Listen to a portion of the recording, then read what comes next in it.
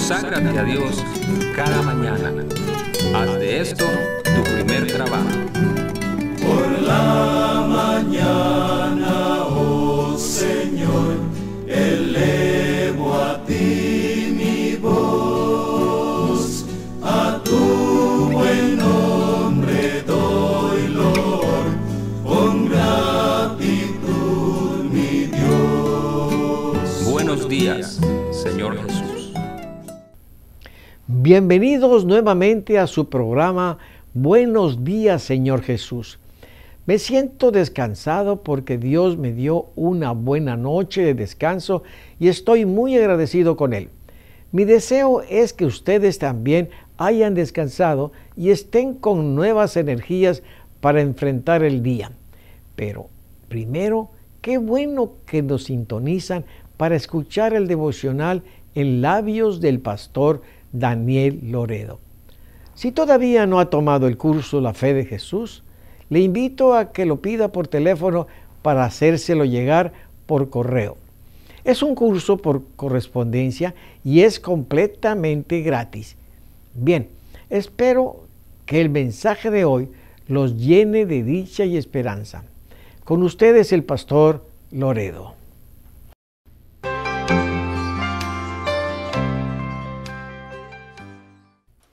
Hola, mis estimados hermanos y amigos. Me da mucho gusto que estén con nosotros en esta hora temprana para orar y meditar en la palabra de Dios. Si por alguna razón no puede acompañarnos, entre al YouTube con esta clave, LVPTVA Administrator, y puede bajar los temas para estudiarlos con más detenimiento o compartirlos con sus amigos. Vamos al libro del Éxodo 29, 5 y 44. Y tomarás las vestiduras y vestirás a Aarón la túnica, el manto de efod, el efod y el pectoral, y le ceñirás con el cinto del efod.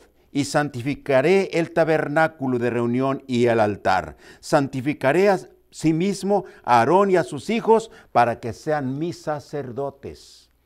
Cuando Bezaleel y Aholiab, los dos hombres comisionados para construir el santuario, terminaron, Dios le ordenó a Moisés santificar el santuario y a los sacerdotes que en él oficiarían, con una ceremonia en la que se sacrificó un cordero y ante todo el pueblo reunido se consagró a Aarón y a sus hijos como sacerdotes, vistiéndolos con las vestiduras sagradas. Y dice el versículo 20, matarás el carnero y tomarás de su sangre y la pondrás sobre el lóbulo de la oreja derecha de Aarón y sobre el lóbulo de la oreja de sus hijos, sobre el dedo pulgar de las manos derechas de ellos y sobre el dedo pulgar de los pies derechos de ellos, y rociarás la sangre sobre el altar en derredor. De esta forma, aquellos hombres fueron consagrados a Dios, y fue así como Aarón y sus hijos comenzaron a oficiar en el santuario, pues nadie que no fuera sacerdote ungido podía entrar en el santuario. Ellos eran los mediadores entre Jehová y el pueblo, y cuando entraban siempre debían llevar la sangre de un sacrificio para ofrecerla en el altar del incienso, que estaba en el primer compartimiento del santuario, conocido como lugar santo. Allí quemaban incienso perfumado y manchaban el altar con sangre, y después rociaba 7 veces sangre sobre el arca del pacto que estaba en el segundo compartimiento, conocido como el lugar santísimo, en donde estaba la santa Shekinah o presencia de Dios en una luz resplandeciente que brillaba en medio de 2 querubines de oro. Cuando se movía el campamento, eran los sacerdotes quienes cargaban en sus hombros el arca del pacto y todos los utensilios, las tablas y el techo del santuario. Los sacerdotes debían ser casados con mujeres honorables.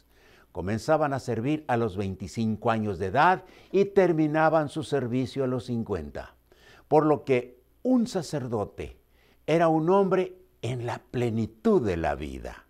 Cualquier defecto físico o mental incapacitaba a un hombre para desempeñar el sacerdocio. Cuando terminó la peregrinación por el desierto y el pueblo de Israel se estableció en Canaán, Dios ordenó a Moisés que repartiera la tierra por sorteo, es decir, por rifa, y le diera a cada tribu en proporción al número de sus integrantes. Y todas las tribus recibieron su parte, menos la tribu de Leví, porque Dios la apartó como la tribu sacerdotal. Los levitas debían vivir entre todas las tribus para enseñar la palabra de Dios y ser los maestros del pueblo. Enseñaban a leer a los niños y las niñas. Y a la edad de 12 años, los niños varones eran llevados al templo para leer ante la congregación una porción de los libros sagrados. Y Jesús cumplió con aquel requisito. Los sacerdotes vivían de los diezmos y las ofrendas que los israelitas daban. Ellos no tenían tierras para cultivar ni rebaños que cuidar, y ejercer el sacerdocio era su trabajo de tiempo completo. En el libro de los Números 18:24, Dios dio esta orden: a los levitas he dado por heredad los diezmos de los hijos de Israel, que ofrecerán a Jehová en ofrendas, por lo cual les he dicho, entre los hijos de Israel no poseerán heredad. Era el plan de Dios que su pueblo fuera la luz de las naciones, un pueblo culto, sabio y entendido. Y los sacerdotes eran los comisionados para elevar la moral y la cultura del pueblo escogido. Cuando los israelitas se establecieron en Canaán, el rey Salomón edificó un magnífico templo, y los muebles del santuario fueron trasladados al suntuoso edificio. Entonces los sacerdotes se organizaron para atender los ritos y ceremonias, para ofrecer los sacrificios y cuidar y dar mantenimiento al templo. Sin embargo, el sacerdocio levítico fue perdiendo su fervor. Y en la medida que el sacerdocio se echó a perder, el pueblo escogido fue decayendo hasta que la luz se volvió oscuridad. Roboam, el hijo del rey Salomón, provocó la ruptura de la unidad y el pueblo se dividió en dos reinos. El reino del norte, con 10 tribus, conservó el nombre de Israel, y el reino del sur, con solo 2 tribus, se llamó Judá. El reino del norte apostató y se volvieron idólatras y fueron llevados cautivos por Sennacherib, rey de los asirios. Y el reino del sur lo invadió Babilonia, y en el año 605 a.C., Jerusalén fue tomada por las tropas del rey Nabucodonosor, el templo fue destruido y miles de judíos fueron llevados como esclavos. El profeta Ezequiel 22:26 culpa a los sacerdotes por la desgracia del pueblo de Dios cuando dice: sus sacerdotes violaron mi ley y contaminaron mis santuarios. Entre lo santo y lo profano no hicieron diferencia, ni distinguieron entre el inmundo y el limpio. Y de mis días de reposo apartaron sus ojos, y yo he sido profanado entre ellos.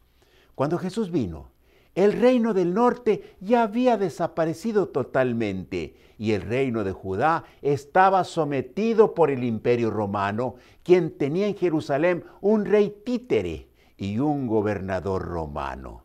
El templo reconstruido como el centro político y religioso de la nación, y los sacerdotes eran la clase dominante, pues la política y la religión estaban juntas, y el cargo de sacerdote era muy codiciado porque estaba relacionado con poder y riqueza.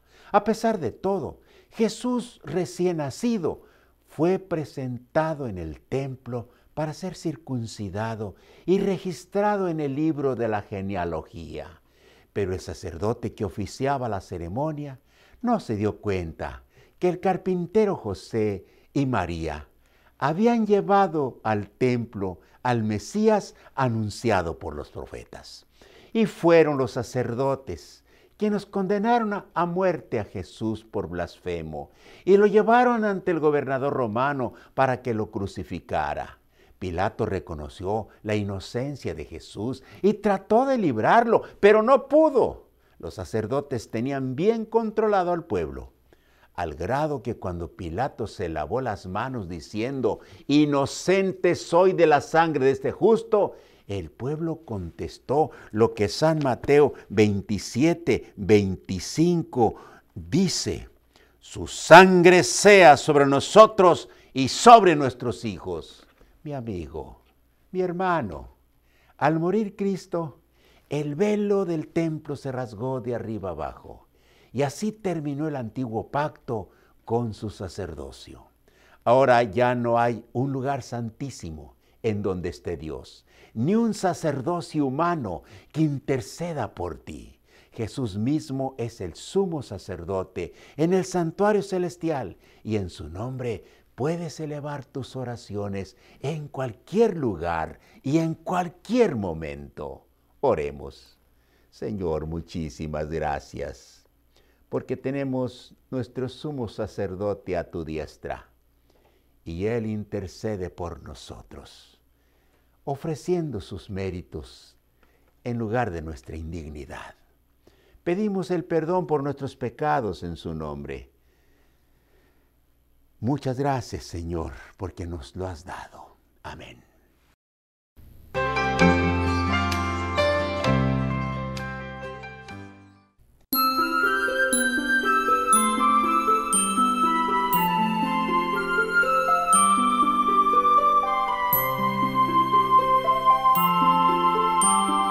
Voy caminando siempre contento, voy de la mano del Señor. No tengo miedo, voy confiando, pues Jesús conmigo está. Cuando débil estoy, Cristo me da valor. Juntos vamos así, su amor cantando. Voy caminando siempre contento, voy de la mano del Señor. No tengo miedo, voy confiando, pues Jesús conmigo está.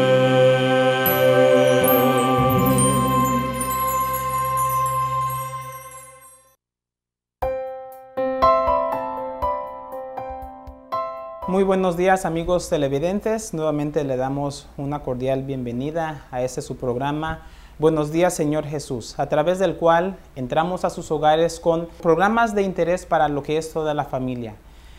En esta mañana, como hacemos cada semana, traemos también una pequeña sección con aspectos que tienen que ver con los niños, aquellos pequeños dentro de nuestros hogares. Como pediatra, una de las partes principales de nuestro trabajo es ocasionalmente realizar exámenes físicos. Los niños menores de 1 año de edad tienen aproximadamente de 5 a 7 exámenes físicos durante este primer año de edad. Después y sucesivamente, casi por lo regular, un examen físico por año. A través de esto evaluamos varios aspectos de los niños, su desarrollo, la ganancia de peso, estatura, de igual manera su estado de vacunación. Pero uno de los temas que tiende a preocupar y en algunas de las ocasiones alarmar a una gran cantidad de los padres es lo que es la alimentación. Un ejemplo, digamos que la niña Clotilda llega a la clínica para una evaluación del examen físico. Ella tiene 3 años de edad, ha estado asistiendo a cada uno de sus exámenes físicos, tiene sus vacunas al día, es una niña muy activa, su peso, su estatura, su presión, todas las cosas están normales. Ya casi a punto de salir el médico del cuarto de examinación, la madre pregunta, ¿y qué podríamos hacer acerca de la alimentación de esta mi hija? Porque ella casi no quiere comer. Y entonces uno, reevaluando la situación, ve que todo está bien con su peso, con su estatura, su nivel de actividad. Habíamos repasado eso anteriormente. Pero solamente los padres saben la batalla que muchas veces tienen en la casa con los niños cuando se refiere a lo que es el aspecto de la alimentación. Eso es lo que llamamos los comedores pobres o los pobres comedores. Ahora, esto tiene que ver con algunos aspectos muy en particular. Por ejemplo, no quieren comer cierto tipo de comidas o son de los niños que se oponen a probar algo nuevo. No sé si haya tenido usted la experiencia de que los niños por los primeros 4 a 6 meses su alimentación básica es la leche. La mayoría de los niños hacen una muy fácil y buena transición a lo que es la introducción de sólidos, pero algunos niños se aferran a solamente tomar la leche. Lo que algunos aquí en el área llaman los niños enlechados. No quieren por nada del mundo otro alimento que no sea la leche. Ahora voy a compartir con ustedes algunas estadísticas que probablemente les parezca un poco sorprendente. Se estima de que un 20 a 30% de los padres se quejan de esto, de que sus niños, especialmente en edad preescolar, tienden a tener problemas de comer. 50% de los niños a la hora de lo que es la comida frecuentemente se quejan de que no tienen hambre. 30% de ellos no disfrutan para nada lo que es las horas de la comida. 30% de ellos también tienen preferencias muy fuertes para ciertos tipos de comida. 25% de los niños rehúsan comer casi a cualquier hora. 20% de los niños piden la comida y a la hora de sentarse a comer ya no lo quieren comer. Es más, 50% de ellos, después de haberse sentado a comer, prueban 2, 3 bocados y después ya no quieren más. Y estoy seguro que ustedes podrán adivinar cuál es el producto alimenticio con el cual se tiene mayor problema. Exactamente, esas son las verduras. Aunque no se preocupen, la mayoría de los niños son muy buenos en comer verduras, especialmente las papas, especialmente cuando esas están fritas. Pero no se preocupen, este no es un problema que solamente afecta a niños en el área de aquí del valle, ya que esto de los niños de poco comer no respeta raza, cultura, nivel socioeconómico, género, nada de esto. A través de lo que es el programa y el tema de este día, nos gustaría compartir con ustedes algunas preguntas que probablemente podrían hacerse ustedes o autoevaluarse para ver si esto realmente es un problema o no. En primer lugar, las preguntas que nos podríamos hacer es, ¿qué tipos de alimentos son los que mi hijo o mi hija no quiere? Porque en algunos de los aspectos esto pudiera estar relacionado con la textura que tiene ese alimento. Si vemos que los alimentos que tienden a rehusar son de una cierta textura y aceptan bien los de otras texturas, entonces se puede acomodar esto. Un ejemplo, al niño no le gustan las cosas que son muy duros. Por ejemplo, la zanahoria, pero es muy bueno tomando jugos. Lo que fácilmente se puede hacer es tomar la zanahoria, hacerlo en jugo y dárselo, porque de esa manera está consiguiendo todas las propiedades que la zanahoria tiene. Otra pregunta, ¿qué fue lo que el niño o la niña comió ayer? Porque muchas de las veces cuando se habla acerca del problema del comer, se tiende a enfocar probablemente en una comida del día en particular. Pero cuando revisamos la alimentación en un periodo de tiempo de 24, 48 o aún mejor 72 horas, podremos ver que en la mayoría de los casos la variabilidad de los productos alimenticios es suficiente para mantener a los niños bien.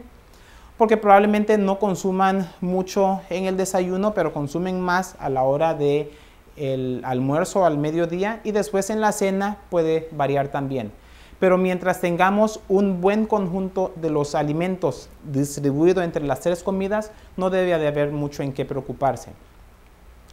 Cuando hablamos acerca de los alimentos, tenemos que tener en consideración que nuestra alimentación depende de varias cosas en general.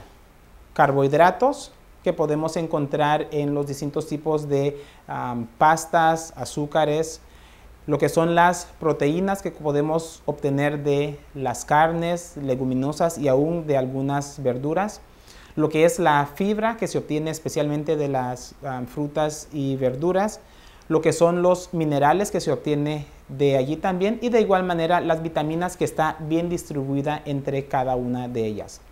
Otra pregunta, ¿qué es lo que hace usted como padre o madre cuando su hijo rehúsa comer? Porque en muchas de las ocasiones se trata de imponer o forzar a los niños a comer. Y ellos son usualmente individuos muy persistentes y perseverantes. Y usualmente cuando hay una lucha entre un padre y un hijo, el que usualmente sale ganando es el niño. Así que lo que se recomienda es una frase que hace no mucho tiempo aprendí, que más o menos va así. Cuando una persona quiere que otra persona haga lo que ellos quieran que la otra persona haga, lo mejor es hacer que aquella persona quiera hacer lo que uno quiera que ellos hagan. Suena como un trabalenguas, pero básicamente quiere decir que hacer que ellos quieran comer. Una de las cosas que he visto que algunos padres utilizan y es una recomendación que doy es de que la mayoría de los niños tienen gustos y preferencias. Por ejemplo, hay algunos hogares, como en las de su servidor, en la cual a los niños les gustan mucho los jugos y harían casi cualquier cosa por conseguir el jugo. Entonces se les pide, coma primero, después se le da el jugo. Si no come, no hay jugo. Ahora ya no es mi problema el que él coma, es problema de él el comer, porque comiendo entonces obtiene la recompensa que él quisiera. Siguiente pregunta. ¿Qué le preocupa en cuanto a la manera de comer de su hijo? Y la mayoría de los padres comentan, me da miedo de que se vaya a malnutrir o que se vaya a morir de hambre, para lo cual mi respuesta usualmente es, mientras haya comida alrededor, ningún niño se va a morir de hambre. La otra pregunta, ¿hubo alguna otra persona en su familia que tuviera problemas para comer? Y usualmente la respuesta es sí. Ellos usualmente han crecido, se han desarrollado y no hay ningún problema con ellos. ¿Cuándo es que debemos de preocuparnos? Especialmente en 3 circunstancias podríamos decir. Cuando su peso y estatura están por debajo del 3%, para lo cual en las oficinas usualmente tenemos unas gráficas donde hacemos esas comparaciones. Cuando tienen estreñimiento, porque el comer puede estar relacionado con cólicos y dolores de estómago, lo cual hace que eviten el comer. Y de igual manera cuando tienen sus anginas muy grandes, porque eso puede provocarles asco y dificultad para pasar la comida. Hay algunas enfermedades que pueden relacionarse de esa manera también, que son alergias, reflujo, problemas de interacción para con los padres, pero con eso su pediatra estoy seguro que va a poderle ayudar. En la mayoría de los casos, este problema tiende a resolverse ya para los 9-10 años de edad. Así que es solamente cosa de darle un poco de tiempo. Y de igual manera tenemos que tomar tiempo para todo en la vida. En este programa usamos un poco de tiempo para hablar acerca de su salud y de igual manera acerca de nuestra salud mental y espiritual, que es nuestra relación con Dios. Esperamos que Dios le acompañe durante el resto y el curso de no solamente este día, sino por toda la semana. Que Dios le bendiga y nos vemos la próxima semana.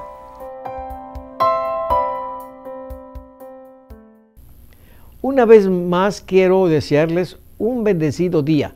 Que Dios les acompañe en todas sus vicisitudes y les dé la solución a cualquier problema que se les presente. No olviden que pueden acudir a Él en cualquier momento. En pantalla aparecen los capítulos del año bíblico para el día de hoy. No dejen de leer su Biblia. Allí se encuentran promesas muy hermosas que nos alientan en nuestro caminar por este mundo. Les esperamos mañana para otra reflexión.